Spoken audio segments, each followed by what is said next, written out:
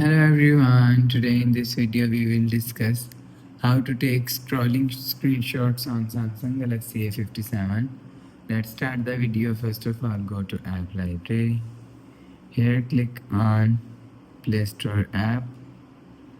After click on Play Store app, just click and hold side power button and volume down button. You will see, and click on this icon.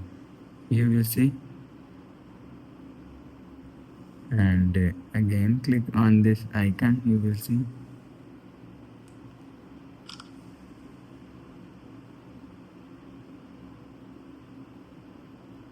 And you will see,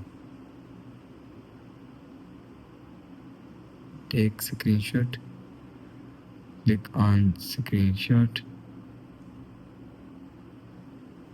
and you will see.